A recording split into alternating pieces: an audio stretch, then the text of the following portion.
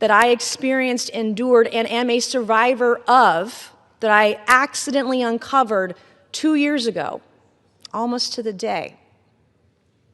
And today, I still don't have justice, like millions of women across the country. When I spoke out, I got attacked. When I spoke out, I was shamed. When I spoke out, I was defamed and smeared, and that goes on today, right now, in the present. God sure has a funny way of working through us. I, like many of the Epstein survivors and many other survivors across the country, I don't think I will ever heal from the destruction my abuser did to me. But I can heal by being a vessel and being a voice for all those who need it, and that's why we are here today. That is why I will never abandon a single survivor ever, and I will never waver. I spent my morning talking to law enforcement and others about another potential Jane Doe number 5, who may be another sexual assault victim in the case that I uncovered 2 years ago. It's very difficult for us to come forward, but I want to thank the women who have, the Epstein victims, the victims in the case that I uncovered. I want to thank all of you for being a voice, for giving me hope. Maybe one day I too can get justice. Thank you, and I yield. Gentlelady yields back. Gentleman from Kentucky reserves. Gentlelady from North Carolina is recognized. Thank you very much, Mr. Speaker. Our colleagues want Americans to believe that this discharge petition and underlying legislation are the be-all and end-all in this investigation. However, it's House Republicans who've worked tirelessly to achieve true justice for victims. To date, the significant information that has come out has come from the Oversight and Government Reform Committee as a result of its issuing 13 subpoenas.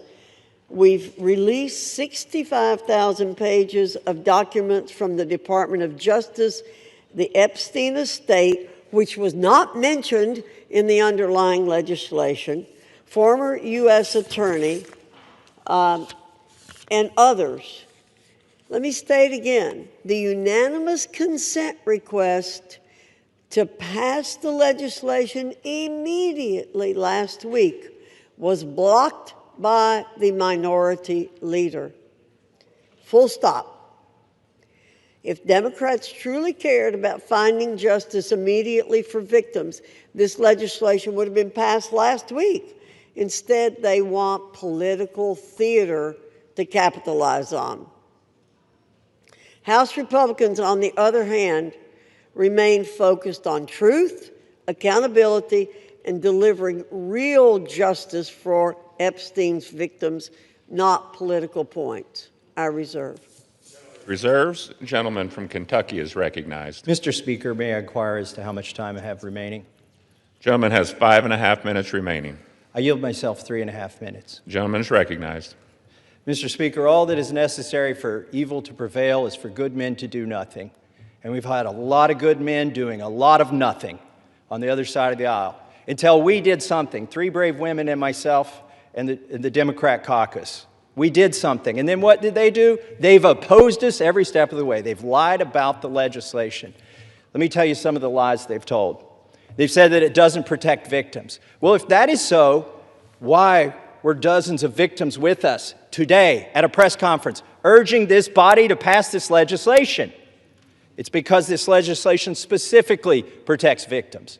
They've said this legislation does not prevent the release of child pornography. Of course it does. We have a specific provision in our legislation to prevent that. They've said so many falsehoods about this legislation, but now they're going to vote for it, hopefully enthusiastically. But really, they've been drugged to this. Our judicial system is broken. If it were working, there wouldn't be 1,000 victims who haven't seen justice yet. They are victims of the Epstein class. I begrudge nobody success that they become a billionaire, but if you think being a billionaire or buying politicians keeps you out of the judicial system, lets you rape young women, lets you traffic women, you've got another thing coming when this bill passes. Do not let the Senate muck this up. There have already been efforts to derail this, our discharge petition. The Oversight Committee has released thousands, tens of thousands of documents. That's fine. Keep working. How many names have you released? 0. You are still protecting, or the DOJ is protecting, pedophiles and sex traffickers. The time for that to stop is now. Now, our speaker says, oh, this bill needs amended in the Senate, and specifically, he's trying to create a loophole. He's trying to categorize the pedophiles as victims. He's saying, oh, we don't embarrass the people that went to the rape island. We should protect those names against unreliable accusations. Is he calling all of these victims unreliable? They've testified to the FBI. The FBI has these names in their possession. I asked the FBI director in a hearing, have you looked at the documents? No, he trusts everybody that's been there for decades. That is wrong. Do not let the Senate muck this bill up. And if you're a party to that in the Senate, you are part of this cover-up that we are trying to expose. I am sorry if one of your billionaire donors is going to get embarrassed because he went to Rape Island. That is what they have coming. In fact, they need to be on the other side of bars, a lot of them. Some of them will be embarrassed, but some of them need to go to prison, and the survivors know that. So how will we know if this bill has been successful? We will know when there are men, rich men, in handcuffs being perp-walked to the jail. And until then, this is still a cover-up. I urge my Senate colleagues, do not muck up this bill. The president has already said he will sign it. That means he will sign the bill that we have here today. Do not change this bill. He is ready to sign it. Give it to him. Put it on his desk. Let's get justice for these victims. With that, I reserve. The gentleman from Kentucky reserves. The gentlelady from North Carolina is recognized. Reserve. The gentlelady reserves. Is the gentlelady prepared to close? Yes, I am, Mr. Speaker. The gentleman from Kentucky is recognized. I yield the remainder of my time to Ranking Member Mr. McGovern. The gentleman from Massachusetts is recognized. Thank you. And first, let me say how much I admire the courage of my Republican colleagues who are beside me here today. Mr. Speaker, at the end of the day, this is not about us, and it's not about politics. This is about the survivors, young girls who were exploited by powerful men, men who use money and power to take advantage of girls, some as young as 11 years old. The President of the United States calls it all a hoax.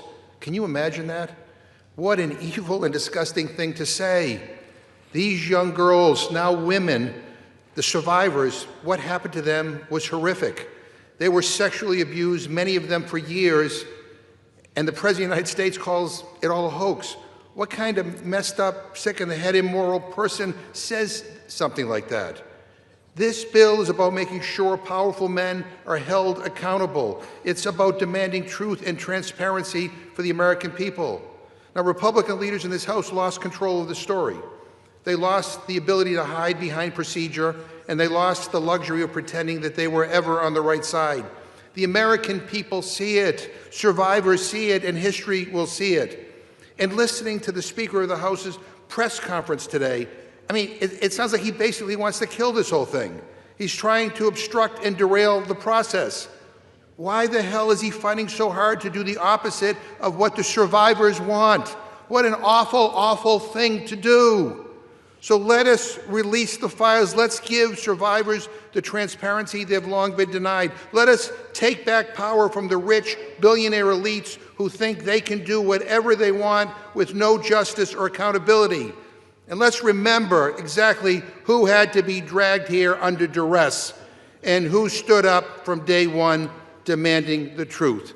And with that, I yield back. Members are reminded to refrain from engaging in personalities towards the president. The gentleman yields back. The gentlelady from North Carolina is recognized. Thank you, Mr. Speaker. Mr. Speaker,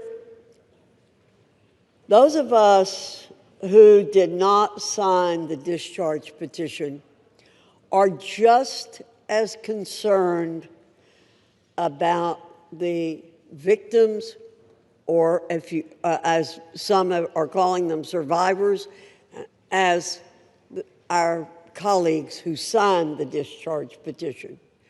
We share contempt for anyone who abused anyone else. I've stood on this floor many times, Mr. Speaker, to speak out for victims and survivors of people who have been abused, and against anyone who breaks the law or takes advantage of an innocent person. We will not be characterized as insensitive to that. But what House Republicans, who didn't sign the discharge petition, remain focused on truth, accountability, and delivering real justice for Epstein victims. Again, I'll point out that it was under President Trump's Department of Justice that Jeffrey Epstein was arrested and tried. We have not tried to avoid this situation. We want things done the right way. We want maximum justice for these victims and survivors. Our rule today simply expedites consideration of the Massey Kana legislation. And as I said, we would have liked to have seen it pass last week when we gave an opportunity for it, but it was blocked by the Democrat minority leader. I ask for support for this rule, the underlying legislation. With that, I urge my colleagues to vote yes on the previous question, yes on the rule, and Mr. Speaker, I yield back the balance of my time and move the previous question on the resolution. The gentlelady yields back the balance of her time. The question is on ordering the previous question on the resolution. Those in favor say aye. Those opposed, no. In the opinion of the chair, the noes have it. Mr. Speaker, request the yeas and nays. The yeas and nays are requested. Those favoring a vote by the yeas and nays will rise. A sufficient number having risen, the yeas and nays are ordered. Pursuant to Clause 8 of Rule 20, further proceedings on this question will be postponed.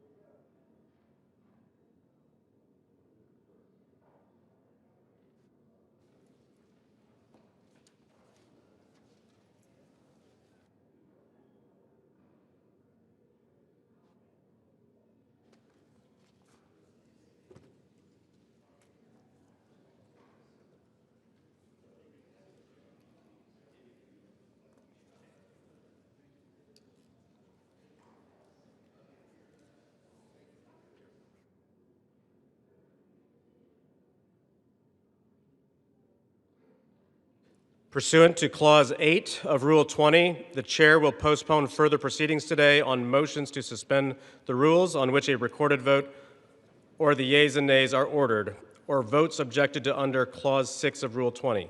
The House will resume proceedings on postponed questions at a later time.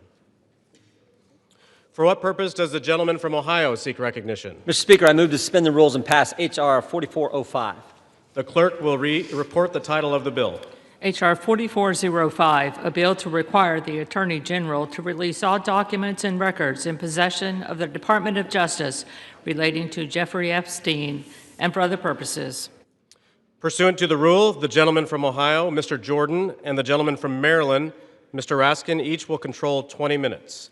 The chair recognizes the gentleman from Ohio. Mr. Speaker, I ask unanimous consent that all members have 5 legislative days in which to revise and extend their remarks and to insert extraneous material on H.R. 4405.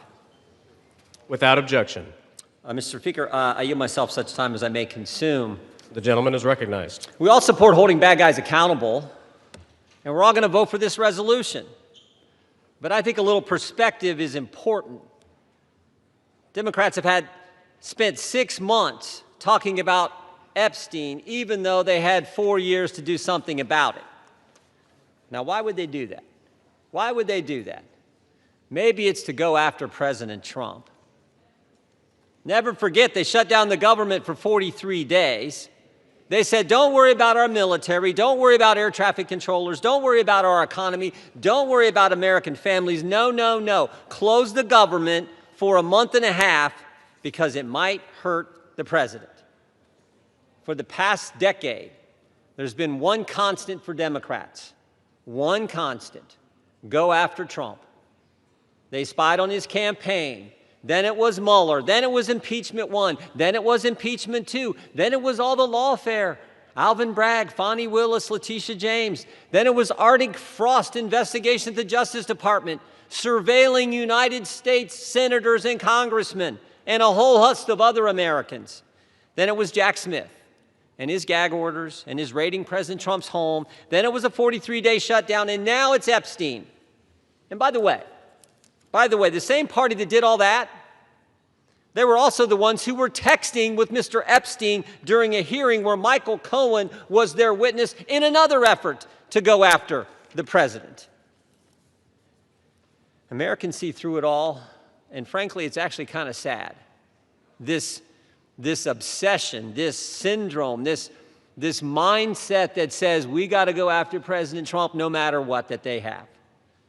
And when I think about it, I think it's because President Trump and Republicans have accomplished so much that they told the voters they were going to accomplish in the 2024 election. We're actually doing what we said we were going to do. President Trump said he was going to cut taxes, and he did. President Trump said he would secure the border, and he did. President Trump said he'd get men out of women's sports, and he did. President Trump said he would make sure Iran doesn't have nuclear capability, and he did. And he said he would get the hostages out of Gaza back into Israel, and he did. All in 9 months. So I don't know what causes this mindset, this syndrome that the left has, but I know one thing. It is real. Which brings me to last week. Think about what the Democrats did last week. The Democrats released an email that the Oversight Committee had obtained from the estate, an email from Mr. Epstein to Ms. Maxwell. When the Democrats released it, they redacted the victim's name, something we all support, something everyone supports, except in this case, no court had ordered that name redacted, no agency had redacted it, and the estate didn't redact it. And the victim had already went public. So why black out her name? Why black out her name? Because she had said in her book and had testified under oath that she never saw any wrongdoing by President Trump. So think about what they did. In an email between two criminals, Mr. Epstein and Ms. Maxwell, in an email between two criminals, they hide the name of an individual who had went public and exonerated the president, and we know why. To distort and twist the message because they thought it might harm the president. Their position, cover up the names of people who are already public, but don't worry about other innocent people who the court said should remain private. Again, I think the American people see through it. They see through what the Democrats are doing. The American people know what this is.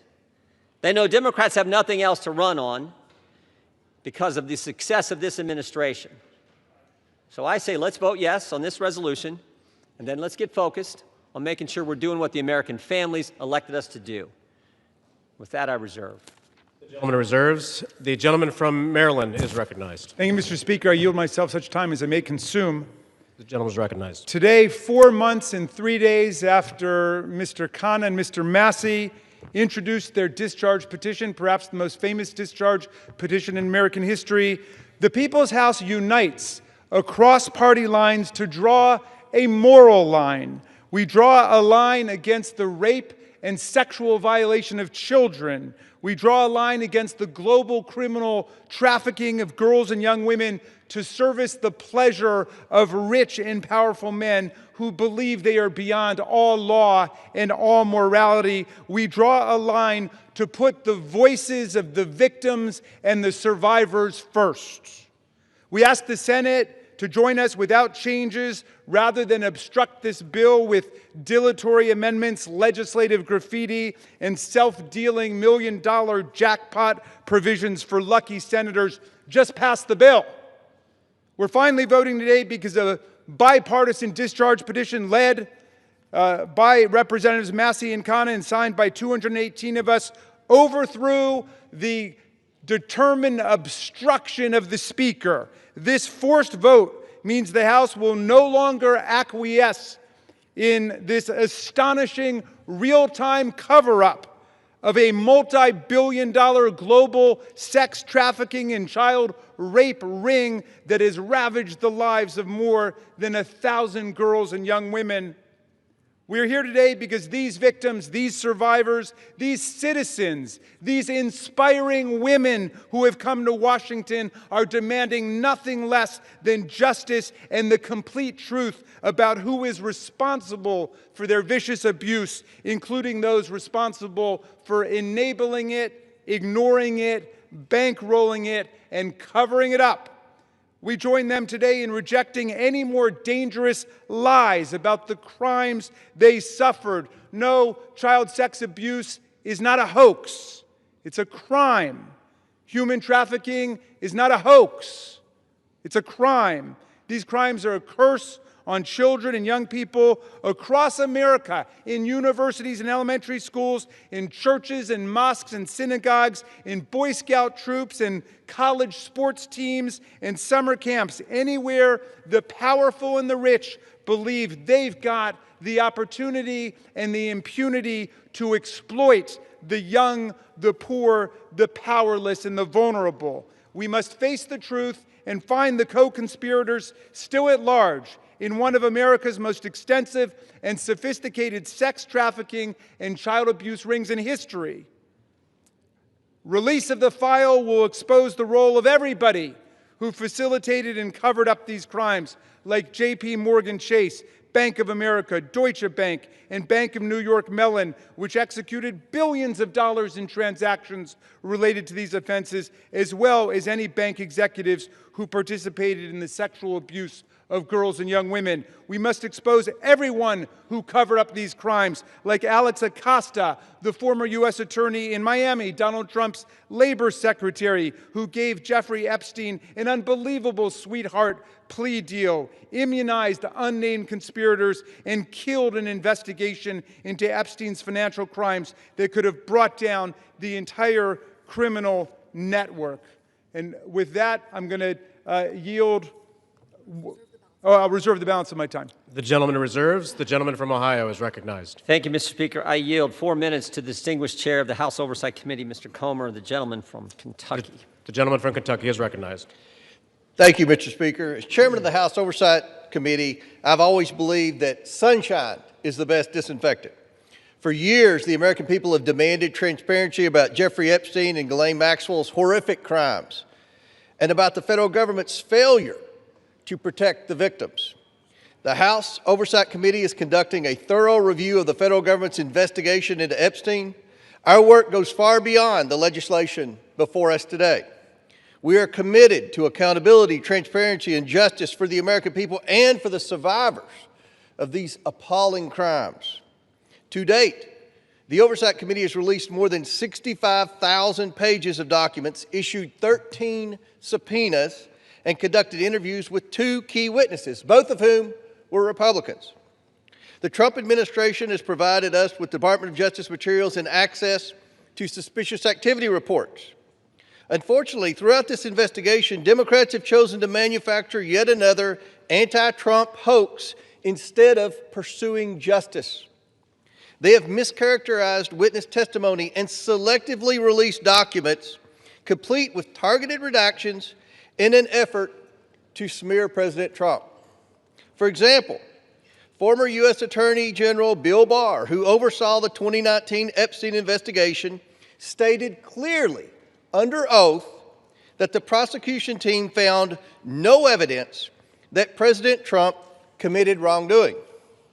Despite this simple and straightforward fact, Ranking Member Robert Garcia, moments after that deposition, tiptoed out and publicly claimed that, quote, Barr could not clear Trump of wrongdoing. That was a lie, and we have the transcript to prove it. I invite the media to read the transcript. When the Oversight Committee interviewed former U.S. Attorney for the Southern District of Florida, Alex Acosta, Democrats whipped themselves into a frenzy trying to manufacture a gotcha moment, but they failed. Mr. Acosta dismantled the Democrats' narrative. His testimony confirmed there was no contact between President Trump and Mr. Acosta and no connection between President Trump in the Epstein case. Next, Democrats resorted to selective leaks and doctored documents to mislead the American people. Oversight Committee Republicans have posted 65,000 pages of documents we have received to date. Democrats, by contrast, have released fewer than 1 dozen. In their latest selective leak, Democrats released just three of the 23,000 pages of documents from the Epstein estate.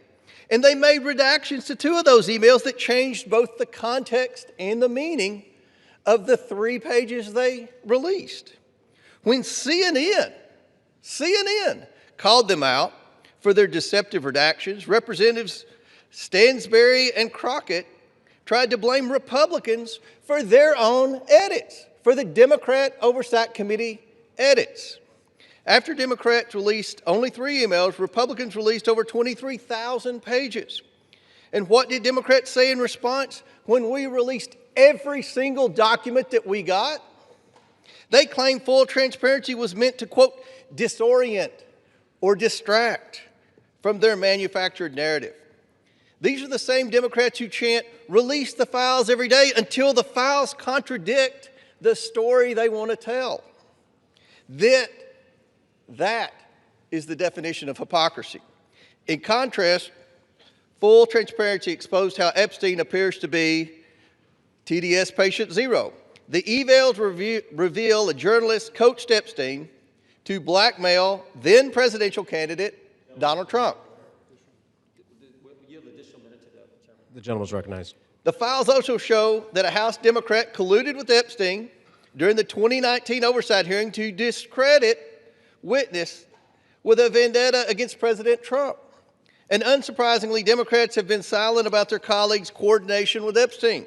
Another email shows Democrat fundraisers invited Epstein to an event or to meet privately with Hakeem Jeffries as part of their 2013 effort to win a majority. So Hakeem Jeffries' campaign solicited money from Jeffrey Epstein. That's what we found in the last document batch. The files underscore why former President Trump must appear for his deposition. We've subpoenaed him. To date, the Democrats have done nothing to help us secure his appearance. I support full transparency. The Oversight Committee will continue to work to get the truth to the American people and to get justice for the victims. That's our goal of this investigation. With that, I yield back. The gentleman yields back. Yeah, Mr. Speaker, we reserve.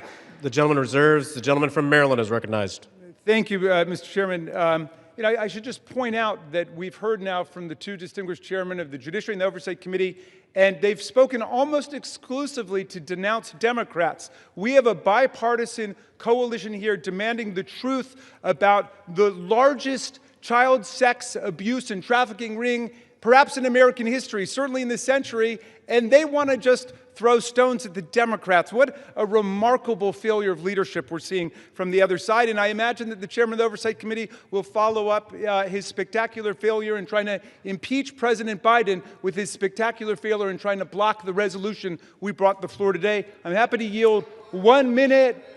Excuse me, you're not recognized, whoever's speaking. And I'd like to yield 1 minute to the very distinguished minority leader on the House Oversight Committee. The gentleman is recognized. Thank you. And Mr. Speaker, it's wonderful to hear Republicans and certainly the chairman of our committee finally wanting transparency on this issue. It is time to end this White House cover-up now. Now, we know that Donald Trump has tried everything to kill our Jeffrey Epstein investigation, and he's failed. And now he's panicking. He's about to lose his Epstein vote to force the Department of Justice to release the files. And let's be crystal clear. Trump has the power to release the files today. He does not even need a vote. And he continues to defy the subpoena of the Oversight Committee to release all the files. What is Donald Trump hiding? What is Pam Bondi, the Attorney General, hiding? Why won't they release the Epstein files right now? And he must explain to the public why he moved sex trafficker and monster Ghislaine Maxwell to a cushy, low-security prison after her interview with Trump's personal lawyer. He should declare, and every Republican should say, that she does not deserve a pardon or a commutation. The gentleman's time has expired. 30 more seconds. I grant him 20 more seconds. We don't care how much money you have, what party you're in, how powerful you are. We should get justice for the survivors of Jeffrey Epstein. And our work on the committee is not over. Next up are the bank and financial records to follow and expose Epstein's network. Today, there should be a unanimous vote on releasing the files, and we will get justice. And with that, I yield back. And we reserve. The gentleman reserves. The gentleman from Ohio is recognized. Thank you, Mr. Speaker. I yield a minute and a half to the distinguished gentleman from California and member of the Judiciary Committee, Mr. Kiley. The gentleman from California is recognized. I have consistently called for the maximum possible level of transparency when it comes to the heinous crimes of Jeffrey Epstein.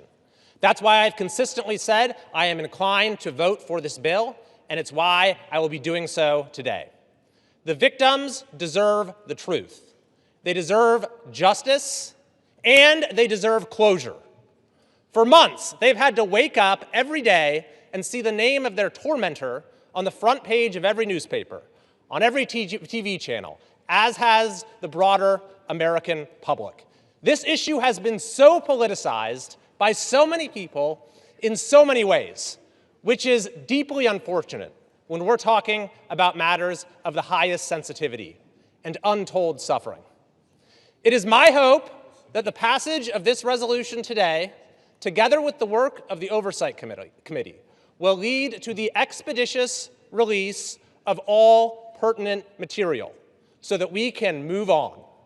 Let's get accountability, let's get answers, and let's get this over with. I yield back. The gentleman yields back. The gentleman reserves. Yeah, we reserve.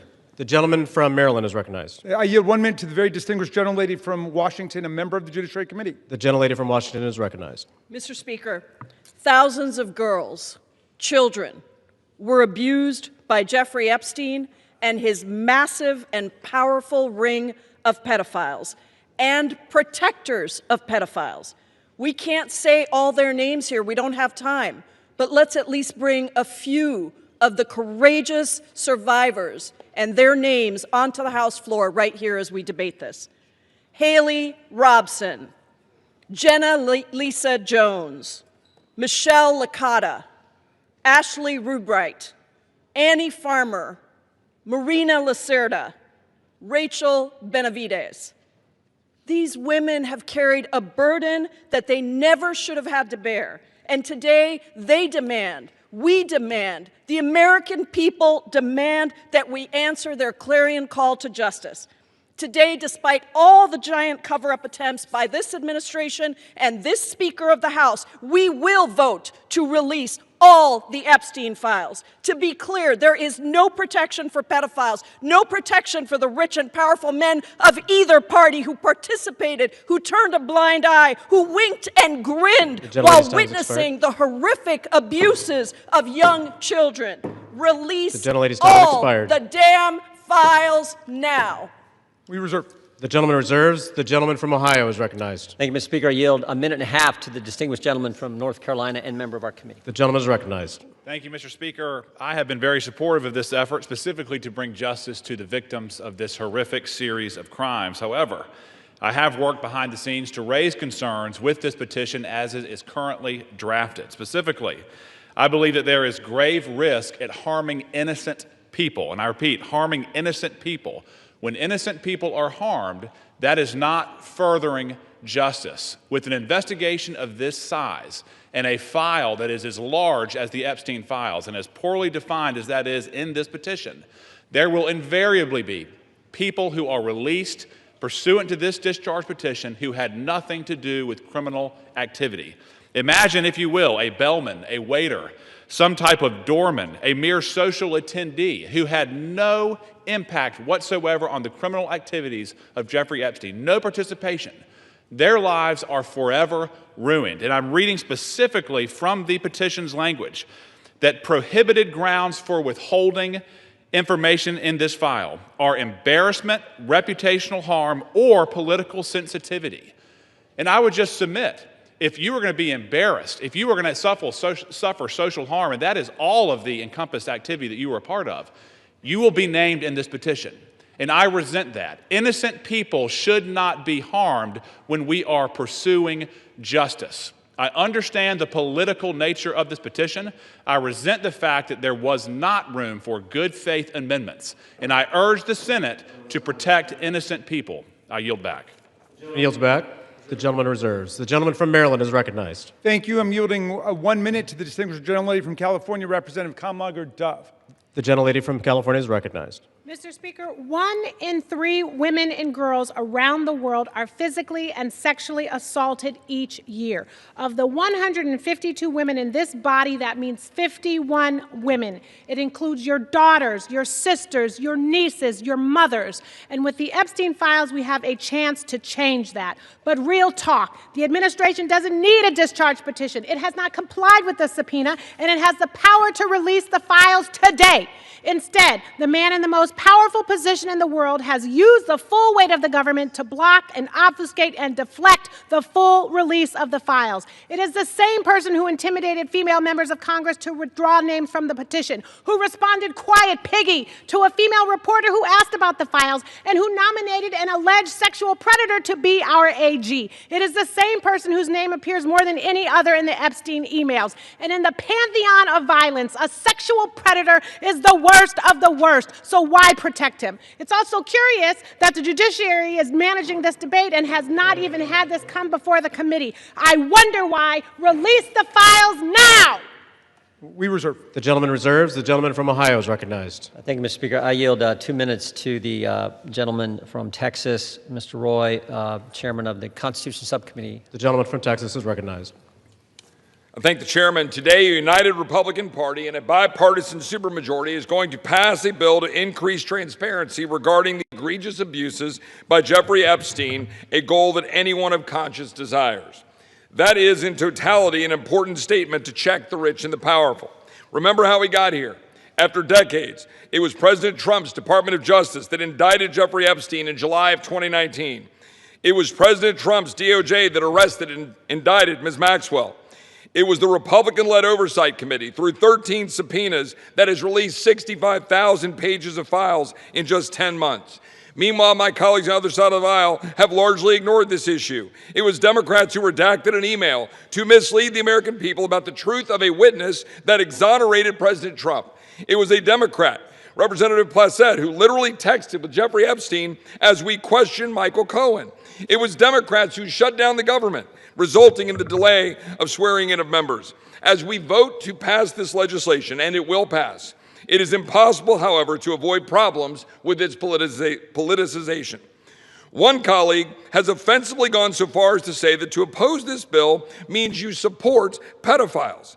Yet I know good public servants, former law enforcement, former prosecutors who never knew Epstein, never knew any visitors to his criminal enterprise, who have genuine concerns about supporting this bill out of fear of creating new victims or harming existing victims or both. That is what we've reduced Congress to. inserting itself into the prosecutorial process for political motivations, driven heavily by hatred of President Trump. We should be concerned about victim privacy, concerned about risking disclosure of non-credible allegations, of child sexual abuse materials, future investigations. But here's the deal. The leaders of this nation must expose abuses by the rich and the powerful. That is why President Trump and the House have been working for full transparency. But we should be motivated by truth and justice for all, not politics. I yield back. The gentleman yields back. The gentleman reserves. The gentleman from Maryland is recognized. Thank you. I yield 1 minute to the distinguished gentlelady from Massachusetts, Representative Clark, the minority whip. The gentlelady is recognized. Thank you, Mr. Speaker. This should be an easy vote. This is about justice for the victims and survivors of Jeffrey Epstein. This is about every victim of trafficking and sexual abuse, monstrous crimes that thrive in secrecy and fear. Yet instead of shining a light on that darkness, just moments ago, Donald Trump defended the continued obstruction of releasing these files. Even as House Republicans prepare to vote yes today, Speaker Johnson is calling this a show vote. He's calling it dangerous. He is signaling the U.S. Senate to block it. Republicans continue to use their power to shield rich pedophiles from justice. If you can't stand up for these survivors, how can anyone trust you to stand up for them? I yield back. The gentlelady yields back. We yield. The gentleman reserves. Does the gentleman reserve? Yeah, we reserve. The gentleman from Ohio is recognized. We reserve. The gentleman reserves. The gentleman from Maryland is recognized. Yes, just very quickly, what happened under the Biden administration? Well, under the Biden administration, Ghislaine Maxwell was prosecuted for conspiring to sexually abuse and traffic girls in 2020. Right when it's in 2021, she was convicted. In December of 2021, after a month-long trial in Judge Nathan's courtroom, in 2022, Maxwell was sentenced to 20 years in prison under the Biden administration for sex trafficking and sexual abuse of minors. But when President Trump took office in January of 2025, they killed the investigation. They assembled all the materials, they got all the prosecutors together, and they terminated the investigation. I yield 1 minute to the distinguished gentleman from Illinois, Mr. Raja Krishnamurthy. The gentleman from Illinois is recognized. Thank you, Mr. Speaker. I rise in strong support to release the Epstein files. First, this issue is beyond party. It's a question of justice. Survivors have waited too long. Stop the delay. This is not a hoax. Release the files. Second, we must face a hard truth. Silence that shields the powerful is a betrayal of those they hurt. Congress must reject any attempt, including a presidential pardon or any form of clemency for Ghislaine Maxwell. This cannot be done. This would be a cover-up. We cannot allow clemency of any kind for Maxwell, not now, not ever. Survivors deserve justice. I urge a strong yes vote. Thank you. Yields back. I want to thank the gentleman for his eloquent remarks. Pardons are for people who are contrite. Pardons are for people who are repentant. Pardons are not for people who lie. Every member of this body should immediately, verbally, vocally denounce the idea of clemency, commutation, or pardon for Ghislaine Maxwell, and we reserve. The gentleman reserves. The gentleman from Ohio is recognized. Yeah, we reserve, Mr. Speaker. The gentleman reserves. I yield 30 seconds to Ms. Leisure Fernandez. The gentlelady is recognized. There were thousands of girls and young women abused, trafficked, and used by Epstein, the elite and the powerful who believed they could get away with it. Epstein told the young victims that he controlled the banks and the government. Those women refused to be silenced, and today they have pierced the dark with their light. Anytime any girl is trafficked, molested, or abused, the world must stand up. Today, the House proves Jeffrey Epstein wrong. The Senate must do the same tomorrow. The gentleman reserves. The gentleman from Ohio is recognized. Thank you, Mr. Speaker. I yield 2 minutes to the gentleman from California. 1.5 minutes to the gentleman from California. The gentleman from California is recognized. I thank you, Chairman. Mr. Speaker, a minute and a half or an hour, the words would still have to be the same. We've all said that this will pass the House, perhaps unanimously today. I think all of us who have looked at the details of this particular bill know that it is flawed, and that before it goes to the President's desk, it has to be amended as it can be amended in the Senate. And we call on the Senate to amend it so that we protect the innocent, so that we have the provisions that were intended perhaps to be in this bill but are not properly written. With that, President Trump has said, get it to his desk, he will sign it. President Trump has said he will do it. But I'm going to say to all of us, it is also important that we remember that Epstein is dead, but people live on, people who were innocent, people who in fact should not be named. We're not talking about the rich and the powerful, we're talking about the very victims. That is what we need to make sure is amended before it goes to the President's desk. And with that, I thank the chairman for his time. I think no more needs to be said that this body will vote for it all, but let's not kid ourselves. It has to be changed so that it properly protects both the tradition of the grand jury and clearly those innocent people that would otherwise be swept up. And I yield back. The gentleman's time has expired. The gentleman yields back. The gentleman reserves. The gentleman from Maryland is recognized. This whole bill is about protecting the innocent.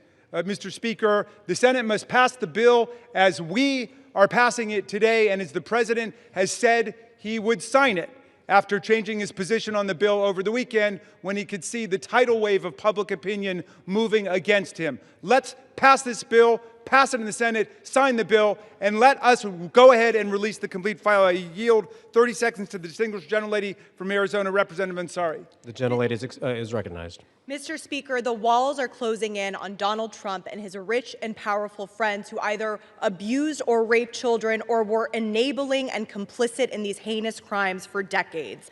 This vote today matters, but here is the truth. Donald Trump could direct the Department of Justice to release the files today. He is choosing not to. They are already under subpoena, led by oversight Democrats, and have refused. This is an ongoing cover-up by the Trump White House, and Mike Johnson and the House has been complicit. What is Trump hiding? Why not release the files today? This is a time has expired. Release the files today. Thank you. The gentlelady's time has expired. The gentleman reserves. The gentleman from Ohio is recognized. Thank you, Mr. Speaker. I yield 2 minutes to the distinguished gentleman from New Jersey, Mr. Van Drew. The gentleman from New Jersey is recognized. Today I want to talk about hypocrisy. Let me be clear. I was from Jumpstart, a co-sponsor of this very bill. From the beginning, we should never protect pedophiles. But for months, my Democratic colleagues have done what they think is politically convenient through all the yelling, through all the tears, through all the sadness. They say releasing the Epstein list is of grave concern to them.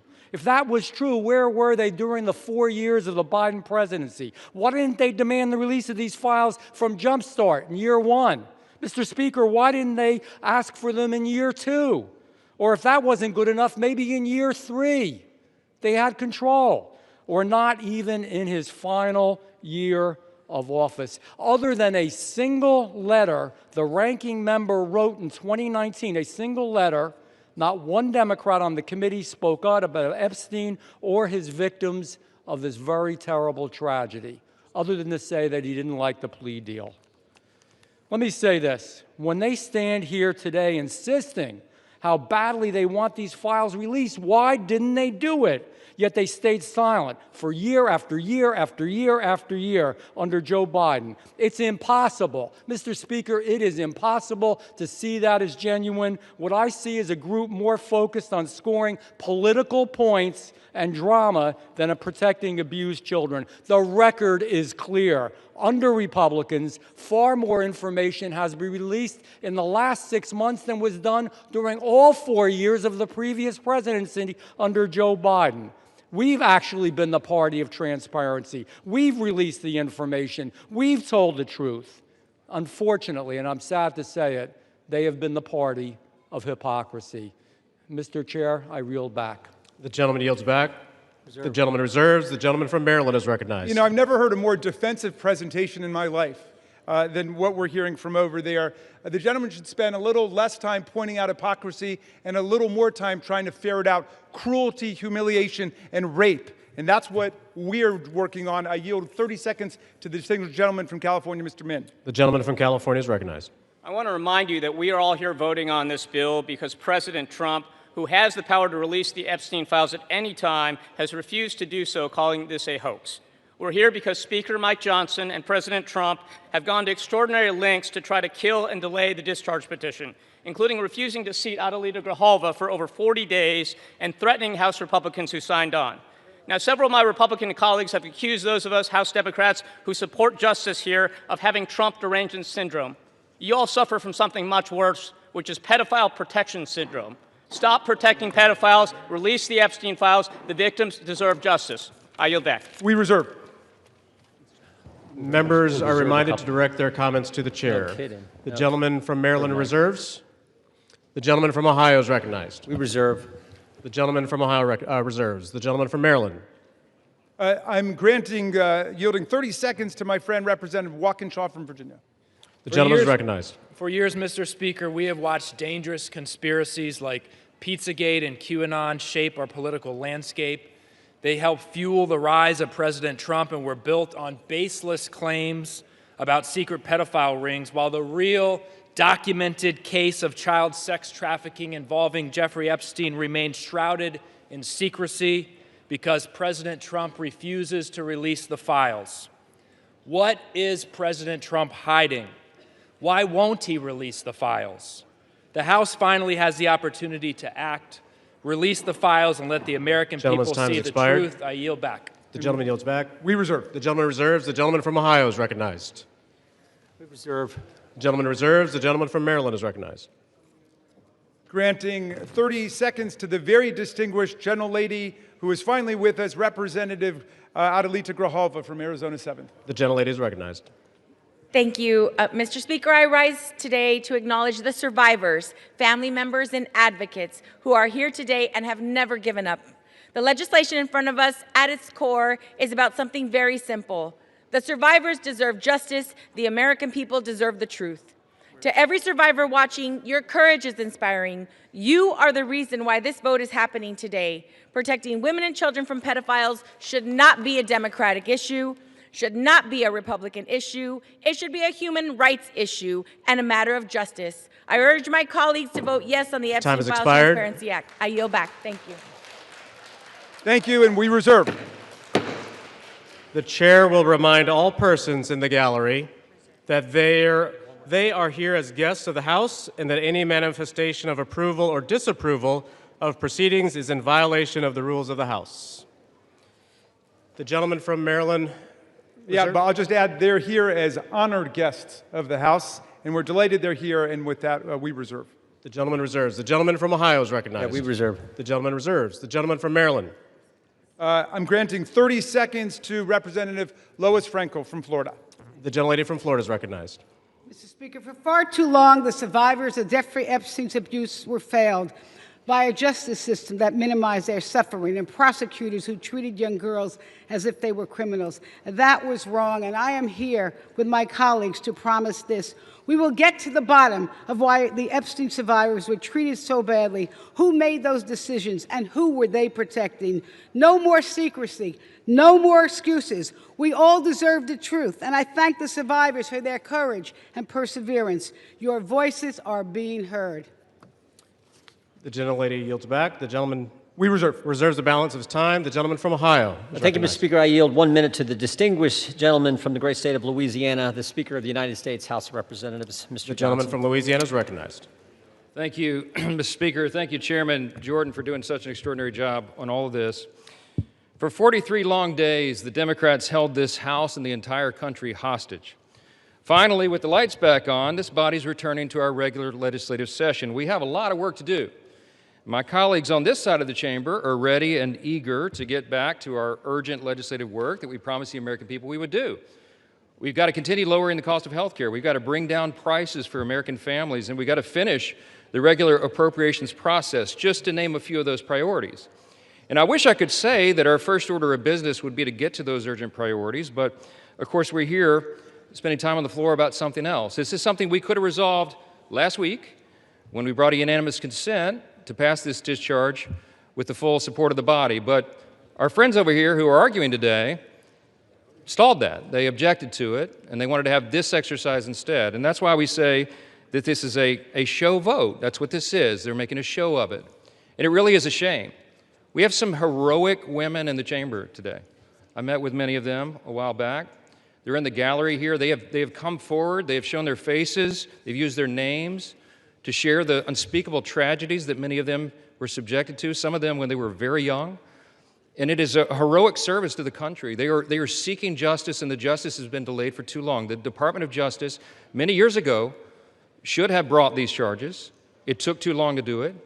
And now we're in this process of making sure all the American people get the information, but we have to do it in the right way, After 4 years of Democrat control under President Biden, they were not truthful with us about a lot of things. The Democrats insisted the border was secure. We knew it wasn't. They insisted that inflation was transitory. We knew it wouldn't be. They misled the American people about the obvious mental and physical decline of the previous commander-in-chief. And now those same Democrats are demanding transparency. Suddenly, transparency is their new word. Out of nowhere, they've taken a curious concern in the Epstein investigation, all in the name of that, in the name of transparency. But the question has been asked here many times during the debate on the floor, and everybody questioning why it is that Democrats have done this right now have to look at the obvious facts. The Democrats had all the Epstein files in their possession for 4 long years under the Biden presidency. The Biden Department of Justice had these files, and no one on this side who is breathless today about the urgency of this release ever said a word about it. And it was the Democrats who could have urged President Biden's Department of Justice to go beyond prosecuting just Epstein and Ghislaine Maxwell, but they didn't do it. And so it's a fair question to ask today, why now? Why the sudden urgent interest in Jeffrey Epstein? Look, we know why.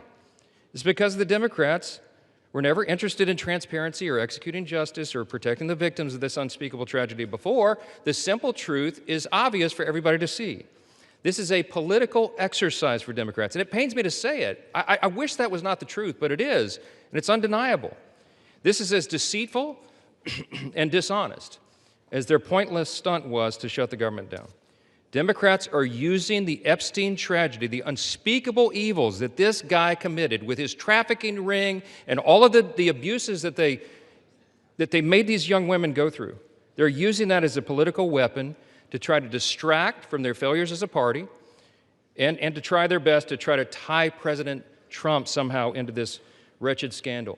The president had nothing to do with it. He's been very clear, and he has nothing to hide, and that's why he's endorsed the vote today. I suspect this vote will be probably unanimous.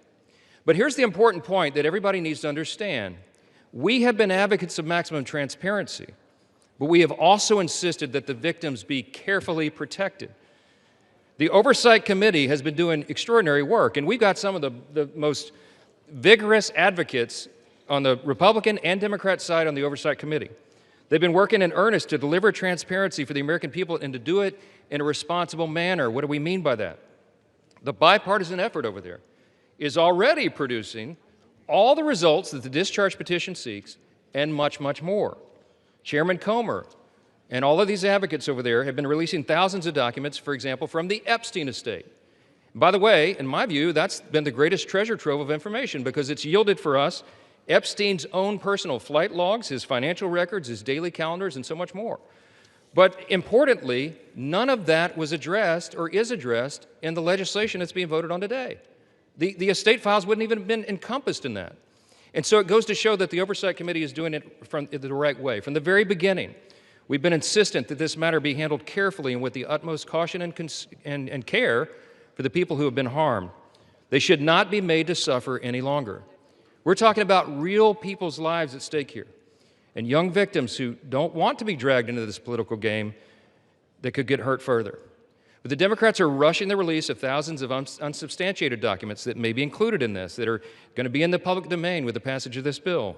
And there are serious deficiencies in the legislation that I have noted at length, and Republicans have to work to address those deficiencies in the Senate if and when this legislation is advanced. I stood before the American public today at our press conference, and I explained in detail the dangers of the discharge petition. We have posted at my website, speaker.gov, a summary. The legal counsel, a small army of lawyers, put this together. I used to be a federal court litigator. Many of my colleagues who have spoken today were.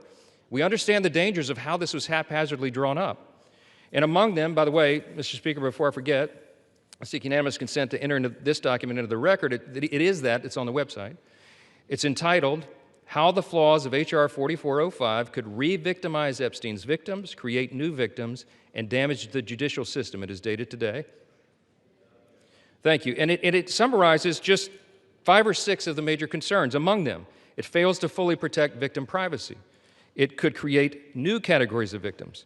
It potentially jeopardizes grand jury secrecy. It fails to prohibit release of child sexual abuse materials that are not appropriately defined in the legislation. It jeopardizes future federal investigations, and we have national security concerns regarding classified information. We'll put this in the record because we need the legislative record to reflect what is the legislative intent behind this vote. I used to litigate cases. We would litigate federal statutes and whether or not they could survive, and legislative intent is important, and we need to say clearly for the record, as a Speaker of the House, I'm saying to you, this legislation that will pass today is flawed and it must be amended. The question is, why didn't we amend it here before we passed it?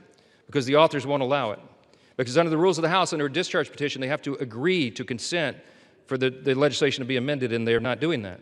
So now we rely upon our partners in the other chamber to get that done, and they need to do that. The victims deserve our utmost respect.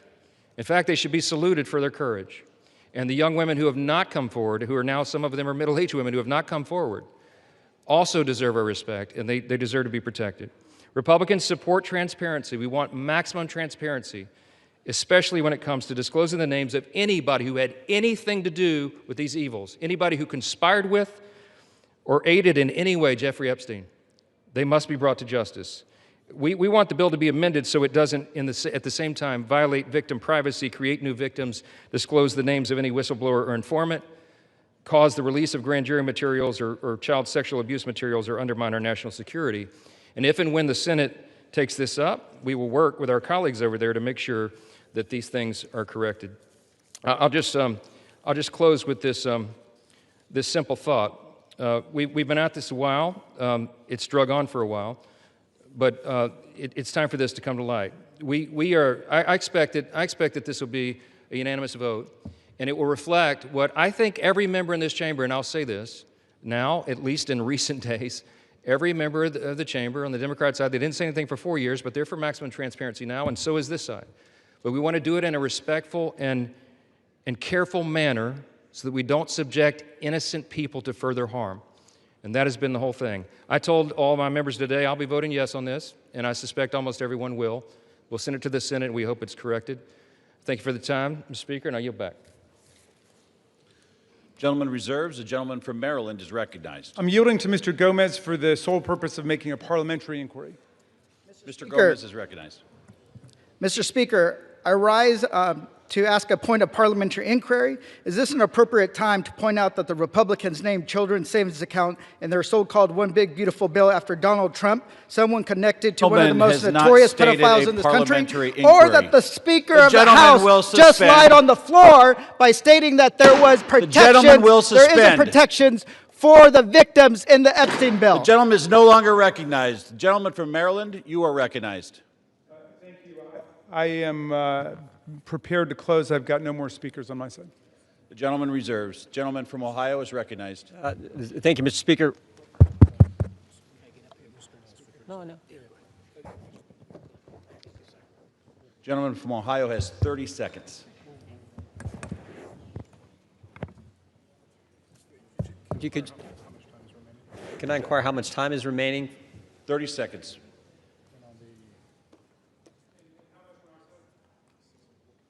Six minutes, 15 seconds. Take 30 his. We reserve. Gentleman reserved. Gentleman from Maryland is recognized. I'll take the opportunity of the Speaker's presence to respond to some of the things that he said. In the very presence of the victims and the survivors who come to join us today, the Speaker said that now would be a time we should be working on urgent legislative work.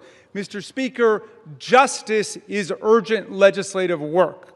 The truth is urgent legislative work.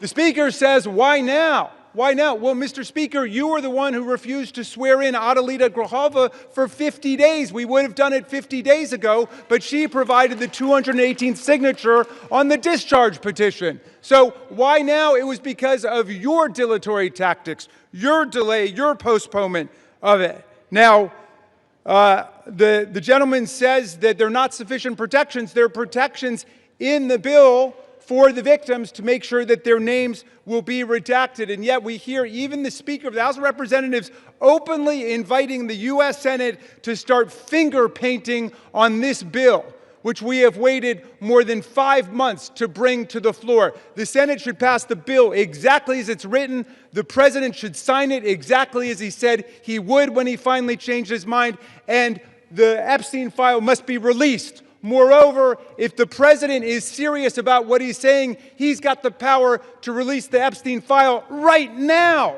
Nobody's stopping him. It's within his possession. It's within his control. He can release the whole thing, and he can redact the names of the victims and others who are innocent in this process. Mr. Speaker, Speaker Johnson said that these are unspeakable evils. Well, because of the bravery and the invincible courage of the women who've joined us today, they're no longer unspeakable. They're spoken. They're articulated. The cat is out of the bag, and we know what's been going on for decades. It's been a double standard of justice, going all the way back to Alex Acosta, who later got rewarded with a cabinet appointment in the Trump administration. Alex Acosta had a 60-count federal indictment ready to go against all kinds of people for an interstate sex trafficking conspiracy with solicitation, with child sex abuse, all of it. And he traded that 60-count federal indictment for 1 count in state court. And Jeffrey Epstein ended up getting the sweetest of sweetheart deals ever on the plea bargain front. He was free from 8 a.m. to 8 p.m. to do whatever he wanted and continuing to perpetrate his crimes and run his conspiracy. And then he would come and he would watch TV and spend the night in jail. And it was over in about a year after the rape and sexual abuse of hundreds and hundreds of girls. And he kept going and he kept at it. We want the whole truth to come out. This is the United States of America. Even the British monarchy wouldn't put up with this. How about the American democracy? How about we say, no way, we're not going to allow this cover-up to go on for 1 day more. And I'm glad the President changed his mind after pulling out all the stops to try to get one of our Republican colleagues to change their mind, to remove their name from the discharge petition. He gave up. And I want to salute the gentlelady from Colorado from having the courage to stand her ground in the Situation Room in the White House and say, no, she wasn't going to be bullied. No. So I'm glad the President changed his mind. But let's be clear, Mr. President, you've got the power today to release the entire file. That's what you called for. That's what Pam Bondi called for. That's what Kash Patel called for. So we don't need anybody calling for the Senate to slow things down for more weeks and more months. The American people have had it. We'll reserve.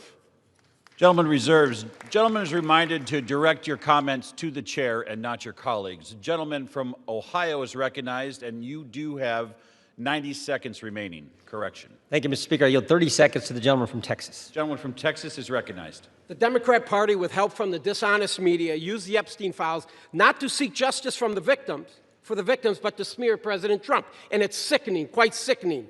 The Democrats have used the Epstein files to distract the American people from the wins President Trump and his administration have delivered for the American people for the last 11 months. I'm proud to work with my Republican colleagues on the House Oversight Committee in coordination with the Justice Department. 65,000 pages of documents are related from Epstein released. What have my Democrat colleagues done? They selectively leaked and altered documents to mislead the American people. As President Trump has stated, we have nothing to hide here. I'm voting to release the files so that we can move on from this smear campaign the Democrats have manufactured. God bless Gentleman's Donald J. time has Trump. expired. Gentleman from Maryland is recognized. Reserve the balance of my time. Gentleman reserves. Gentleman from Ohio reserves. Gentleman from Maryland is recognized. All right. How much time do I have to close? You have 2 minutes.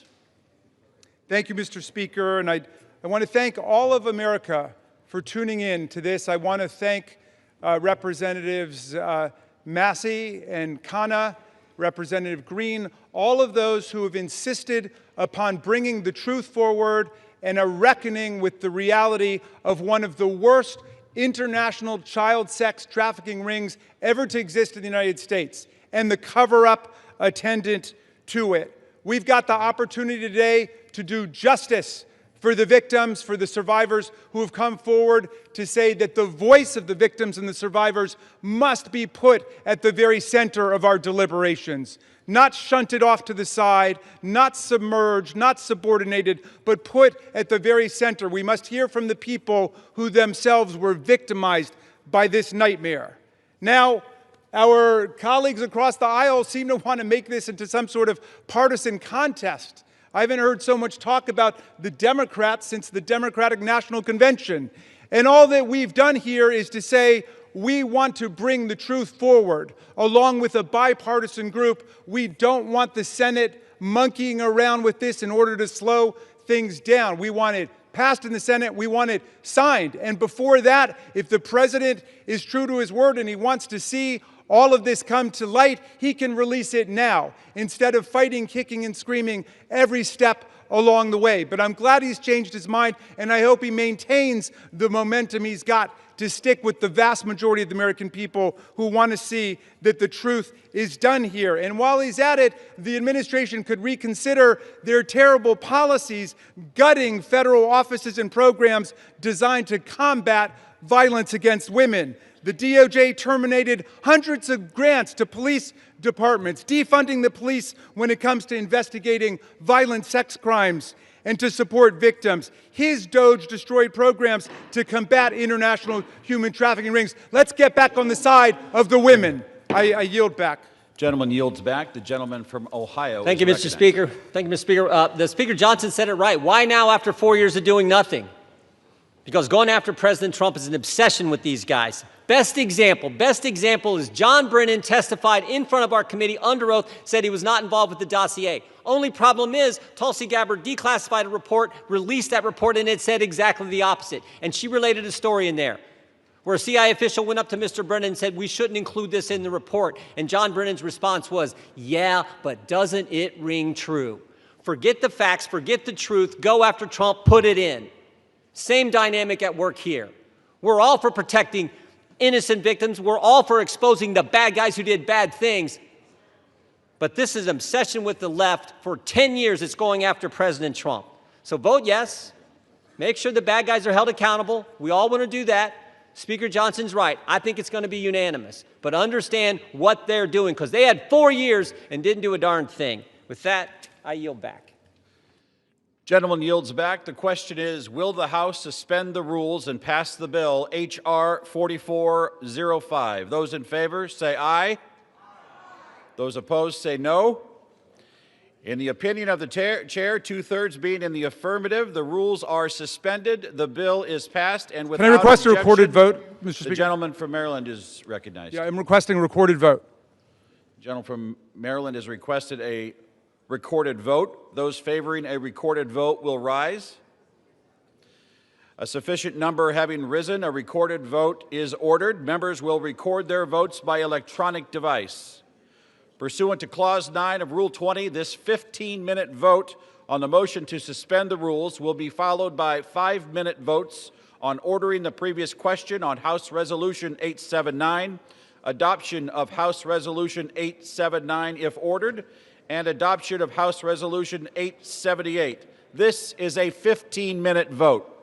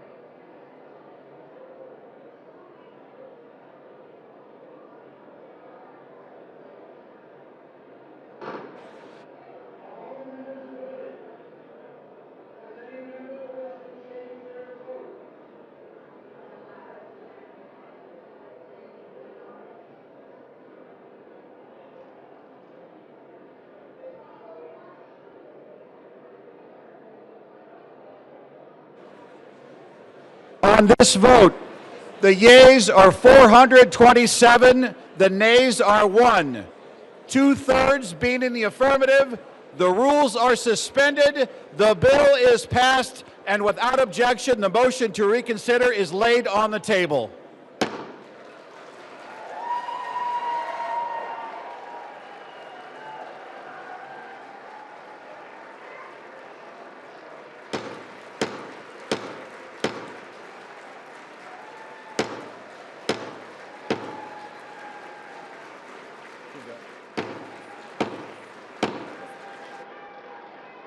Pursuant to Clause 8, Rule 20, the unfinished business is the vote on ordering the previous question on House Resolution 879, on which the yeas and nays are ordered. The clerk will report the title of the resolution. House Calendar Number 47, House Resolution 879. Resolution providing for consideration of the joint resolution, Senate Joint Resolution 80, providing for congressional disapproval under Chapter 8 of Title 5 United States Code of the rules submitted by the Bureau of Land Management relating to National Petroleum Reserve in Alaska Integrated Activity Plan Record of Decision, providing for consideration of the joint resolution, House Joint Resolution 130, providing for congressional disapproval under Chapter 8 of Title 5 United States Code of the rules submitted by the Bureau of Land Management relating to Buffalo Field Office Record of Decision and approved Resource Management Plan Amendment, providing for consideration of the joint resolution, House Joint Resolution 131, providing for congressional disapproval under Chapter 8 of Title 5 United States Code